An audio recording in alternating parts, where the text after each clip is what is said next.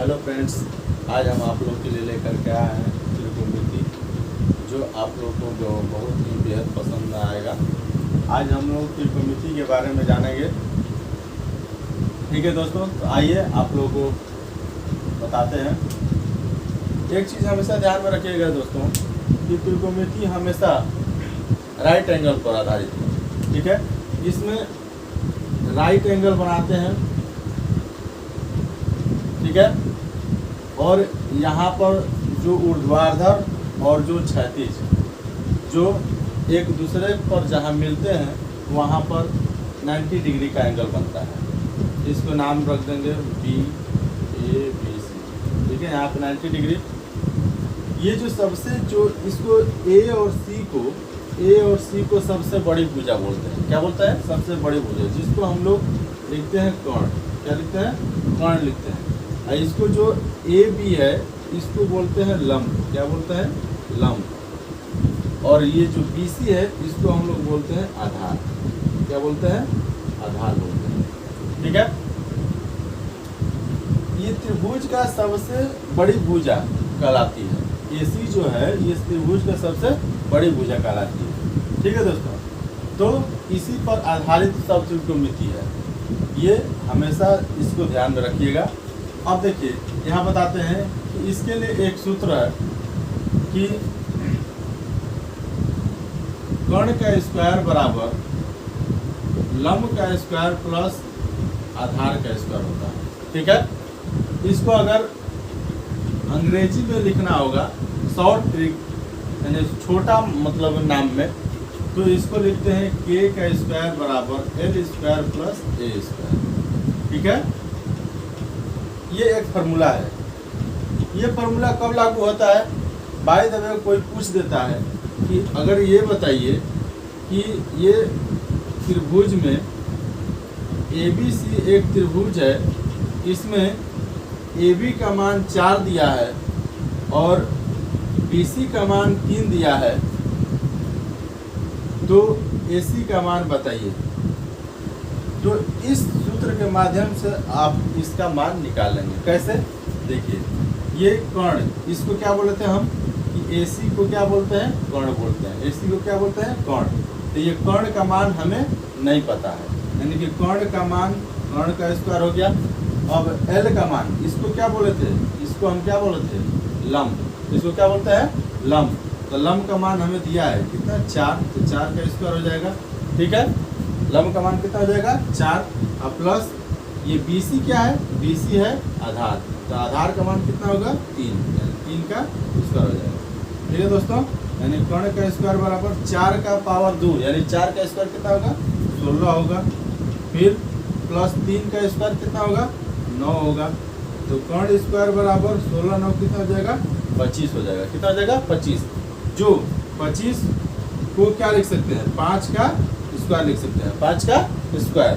तो ये स्क्वायर से स्क्वायर क्या हो जाएगा? कट जाएगा, यानी कि कर्ण का वैल्यू आ जाएगा कितना? 5 आ जाएगा। यानी कर्ण का वैल्यू आपका कितना आ जाएगा? 5 आ जाएगा। यानी कि कर्ण का वैल्यू यहाँ पे इसका वैल्यू हो जाएगा 5। ठीक है दोस्तों,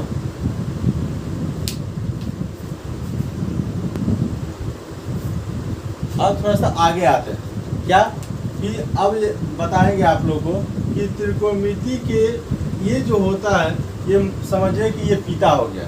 अब इसके कुल 6 बेटे होते हैं। त्रिकोणमिति में कुल कितने बेटे होते हैं? त्रिकोणमिति के 6। याद रखिएगा हमेशा। ये आप लोग को समझने के लिए हम बता रहे हैं कि आप लोगों को ये याद रहेगा हमेशा के लिए। त्रिकोणमिति एक ये पिता हो गए और इनके 6 बेटे, यानी कि एक भाषा में कोई बताता है कि त्रिकोणमिति के कितने अनुपात होते हैं, तो 6 अनुपात होते हैं। एक तरह से ये भी आप कह सकते हैं। ठीक है, तो आइए, पहला होता है साइन थीटा। ये कांस्टेंट होता है, इसका कोई मतलब इसका मान डिग्री में होता है। ठीक है, या दूसरा होता है यहाँ पे कॉस थीटा। क्या होता है? Cos theta. तीसरा होता है टैन थीटा। तीसरा क्या होता है? Tan theta. चौथा होता है कोसेक थीटा। पांचवा होता है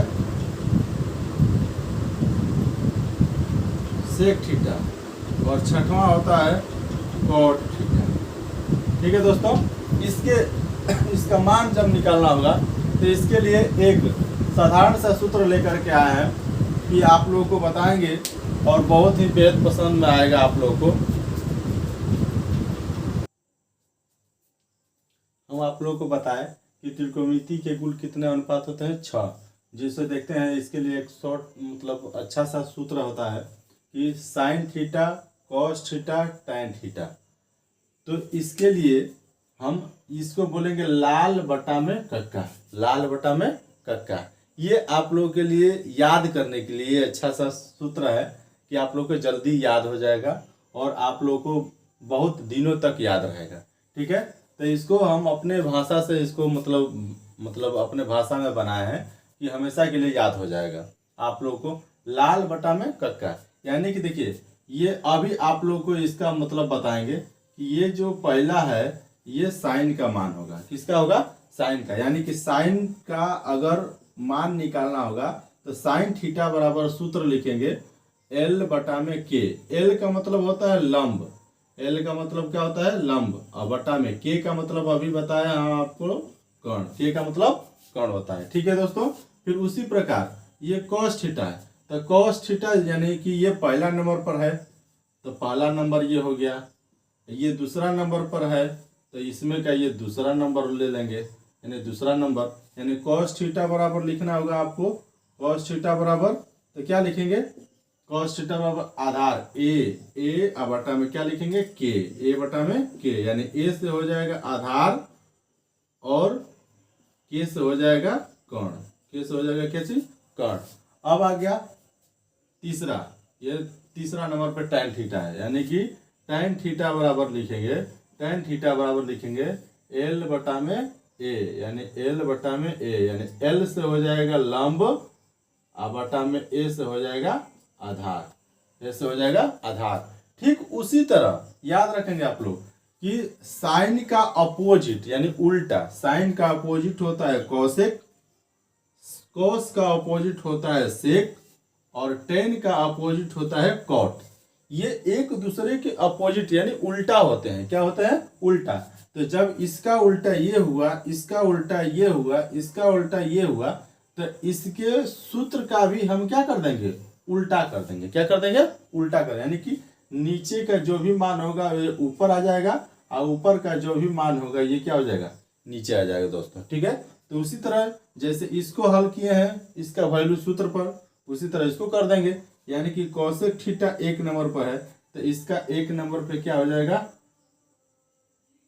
कर्ण बटा में लंब। यानी कि यहाँ पे लिखेंगे कोसेक थीटा बराबर कर्ण बटा में लंब और फिर सेक थीटा बराबर कितना हो जाएगा? दूसरा नंबर पर है, ये दूसरा नंबर पर है तो कर्ण बटा में कितना हो जाएगा?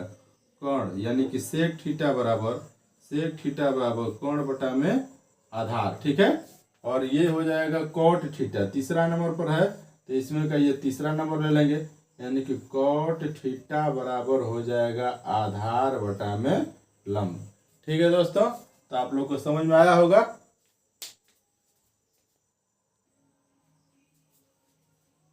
आइए दोस्तों, आप लोग को जो अभी बताया हमने सूत्र, उसी सूत्र के आधारित सवाल लेकर के आप लोग के सामने आए हैं। ये सवाल दिया है कि त्रिभुज ABC, ये जब त्रिभुज का बात कर दिया तो सबसे पहले हम त्रिभुज बनाएंगे। वो भी कौन सा त्रिभुज? राइट एंगल, समकोण त्रिभुज। क्या बोलते हैं उसको? समकोण त्रिभुज। तो एक समकोण त्रिभुज बनाएंगे हम जिसका नाम रखेंगे क्या? ABC। यानी कि ABC में कोण B की जगह पर कितना डिग्री?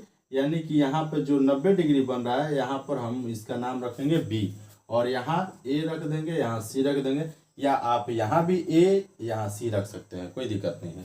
ठीक है दोस्तों, तो B के जब 90 डिग्री हो गया, AB का मान कितना दिया है? 8, यानी कि इसका वैल्यू दे दिया है 8 और फिर AC का वैल्यू कितना दिया है? यानी कि इसका वैल्यू दे दिया है 10। यानी कि ये अभी आप इसके पहले आप लोग को बताया कि ये जो सबसे बड़ी भुजा होती है वो K का मान होता है, ये जो हो गया ये L यानी लंब हो गया और इसका मान हमें नहीं दिया है, इसका मान हमें नहीं दिया है। यानी कि सबसे पहला काम हमें BC का मान निकालना होगा। यानी कि इसको बोलते हैं आधार। क्या बोलते हैं? आधार। इसका वैल्यू हमें पहले क्या करना होगा? निकालना होगा। जब तक इसका वैल्यू निकालेंगे नहीं तब तक हम आगे बढ़ेंगे नहीं। ठीक है दोस्तों, तो सबसे पहले मेरा काम ये बनता है कि इसका वैल्यू निकालेंगे। यानी इसका वैल्यू निकालने के लिए हम क्या बोले? कि एक सूत्र लगाएंगे के का स्क्वायर बराबर एल स्क्वायर प्लस आधार स्क्वायर, यानी कि लंब का स्क्वायर बराबर कर्ण का स्क्वायर बराबर लंब का स्क्वायर प्लस आधार का स्क्वायर। तो ये के का वैल्यू दिया है कितना 10, के का वैल्यू कितना दिया है 10, तो 10 का स्क्वायर हो जाएगा बराबर एल का मान कितना दिया है 8, तो 8 का स्क्वायर हो जाएगा प्लस आधार का मान कितना दिया है नहीं दिया है, यानी आधार का आधार हो जाएगा। ठीक है दोस्तों, अब क्या करेंगे, इसका 10 का स्क्वायर कितना हो जाएगा 100, 10 का स्क्वायर 100, यानी 8 का स्क्वायर लिखेंगे तो 64 और प्लस आधार का स्क्वायर।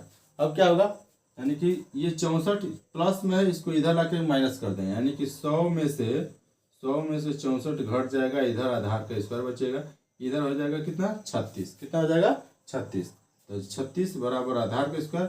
36 को कितना लिखेंगे स्क्वायर के रूप में 6 का स्क्वायर, 6 का स्क्वायर, इधर आधार स्क्वायर, स्क्वायर से स्क्वायर खत्म, यानी कि 6 बराबर आधार, यानी आधार का मान कितना मेरा आ जाएगा दोस्तों 6 आ जाएगा, इसका वैल्यू कितना हो जाएगा 6।